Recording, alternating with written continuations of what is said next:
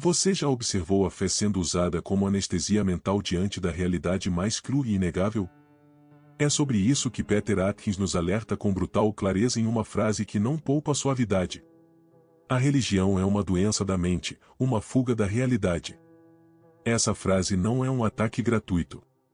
É um diagnóstico filosófico e psicológico de alguém que dedicou a vida à ciência, à razão e à busca pela verdade sem véus.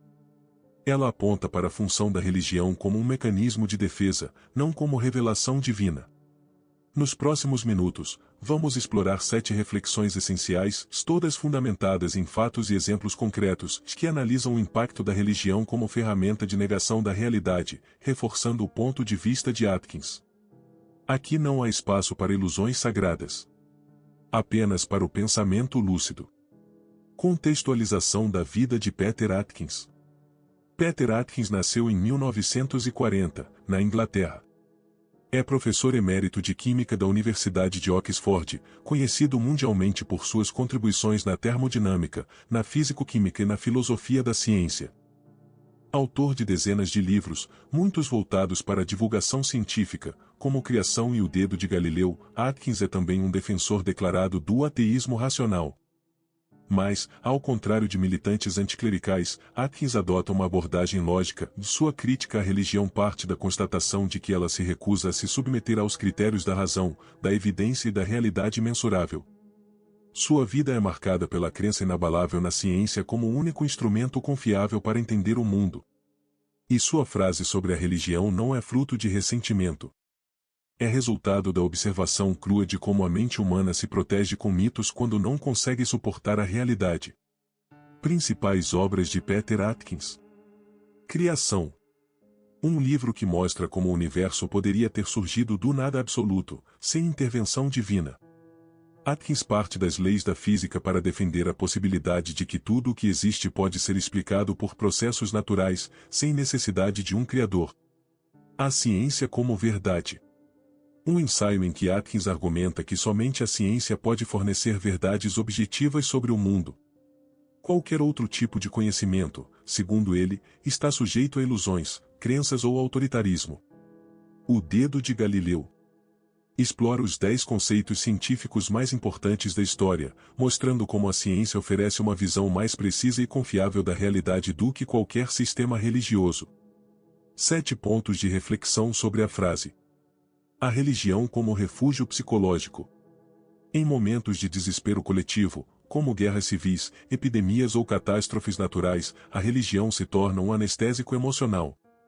Mas esse alívio não vem sem consequências.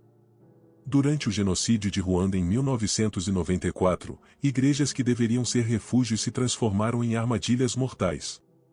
Milhares foram encurralados e assassinados dentro de templos cristãos, onde padres e líderes religiosos, em alguns casos, colaboraram com os perpetradores. A fé, nesse contexto, não apenas fracassou como proteção, mas reforçou uma passividade suicida.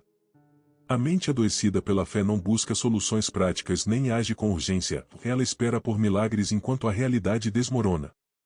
Esse tipo de religiosidade, ao invés de libertar, submete o indivíduo à inércia e à ilusão. A fé que interrompe o pensamento. A fé dogmática age como uma trava cognitiva, onde ela entra, o pensamento crítico é dispensado. Em comunidades evangélicas ultraconservadoras nos Estados Unidos e na África subsaariana, crianças morrem por doenças simples como sarampo e pneumonia porque os pais acreditam que orações são mais eficazes do que antibióticos. Pastores chegam a dizer que buscar médicos é falta de fé.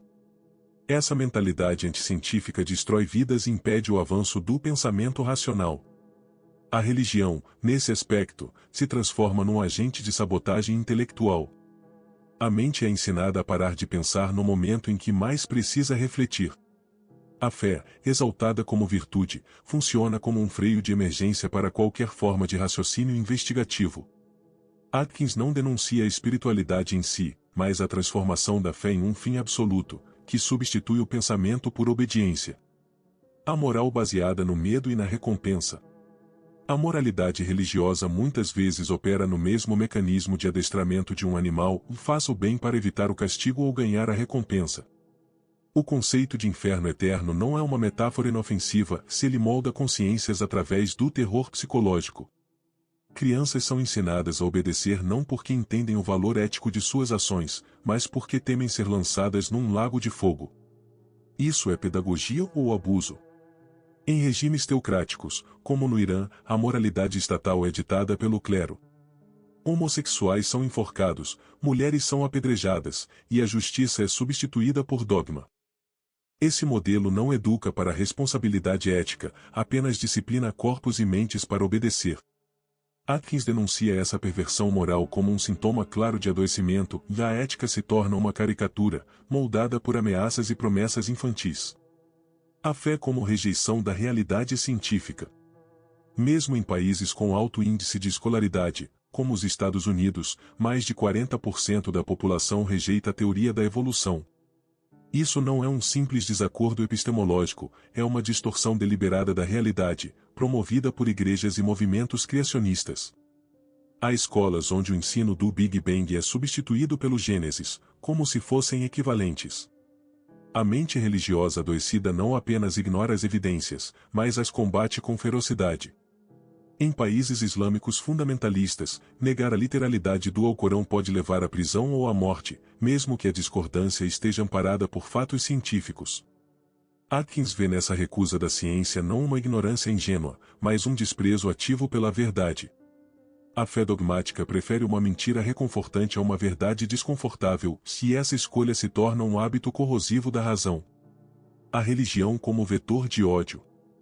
A história está repleta de exemplos em que a fé foi usada como combustível para massacres. As cruzadas cristãs deixaram rastros de sangue por toda a Europa e o Oriente Médio, transformando o nome de Cristo em sinônimo de espada. O atentado de 11 de setembro de 2001 foi executado por fanáticos que acreditavam estar cumprindo ordens divinas. Em Mianmar, monges budistas alimentaram um genocídio contra muçulmanos rohingyas. A religião, longe de ser neutra ou pacífica, frequentemente atua como catalisador de ódios étnicos, culturais e ideológicos. Atkins aponta que uma mente tomada pela fé absoluta não reconhece o outro como humano, mas como heresia encarnada. Essa desumanização é um dos aspectos mais letais do adoecimento mental promovido por religiões radicais. Ela dissolve a empatia e transforma o fanático em máquina de obediência e violência. A repressão dos desejos naturais.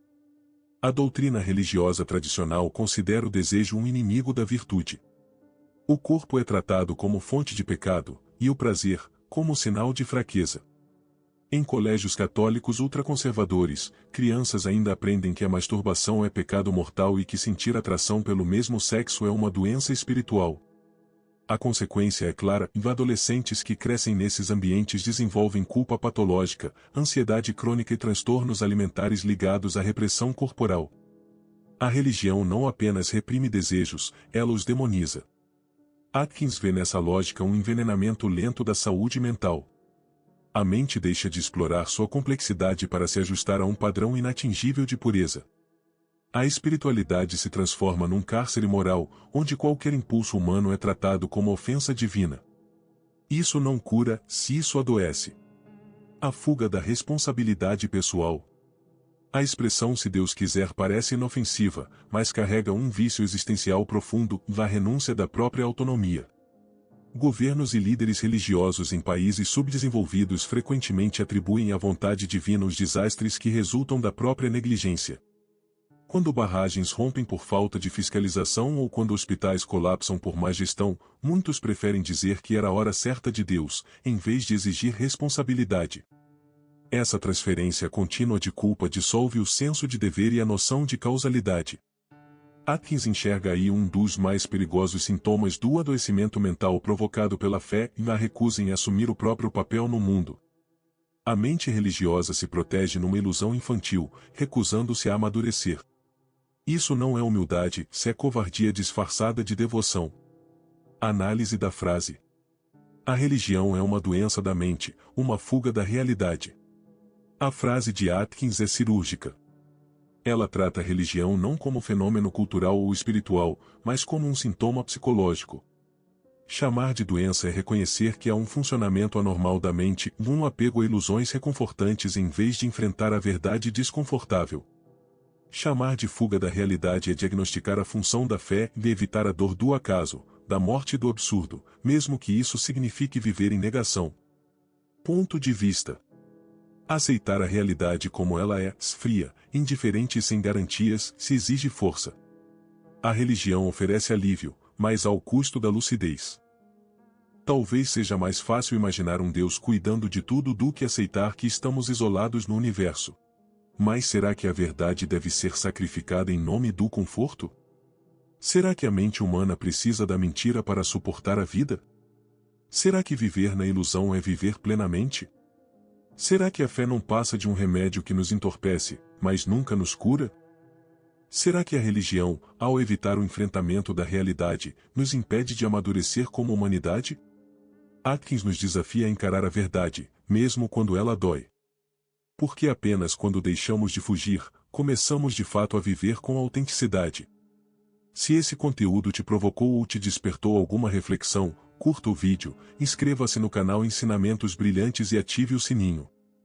Aqui, o objetivo não é consolar com ilusões, mas iluminar com pensamento. Até o próximo vídeo.